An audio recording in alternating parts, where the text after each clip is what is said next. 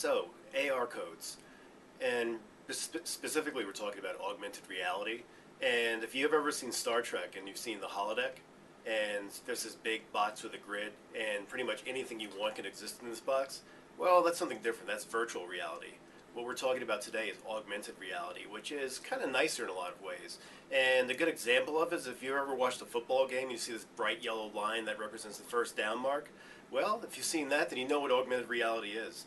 It's just extra information that's put over things that you see on a day-to-day basis. And it can be information or it could be just another experience. One example of an experience that you can have with augmented reality is with Google goggles. If you've ever used that, you can just take a cell phone just like this one and take a picture of a street sign, a person who's famous, hopefully, or if they're not famous, it won't work. But you can take a picture of that person or thing, and Google will go back into its database and come up with information on that person or thing that you can then use. You can read it, you can do whatever you want. And that's kind of the beginning of it. It gets really more interesting when you get down to other uses of it, particularly in advertising. Not surprisingly, the ad guys are always ahead of the curve a little bit.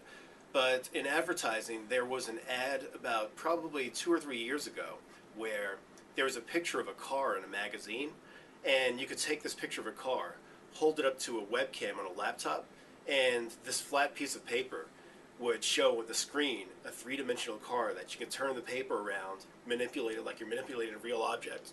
And on the screen you see this. In real life, you got nothing but a flat piece of paper. And that's basically what augmented reality codes are. And there's been buzz recently about how they're going to interact with and in fact the use of QR codes. I don't think it's going to have a whole lot of impact on that. First of all, QR codes, while maybe overhyped, are nice in that you look at it on a page, you see it on an ad, and you know immediately that it's something that can be scanned. Not really so easily with augmented reality codes because they look like everyday objects. If you see a picture of a trash can, like the one I have in my room for example, how would you know to scan that and get more information? With a QR code, it's pretty obvious. With a trash can, not so much.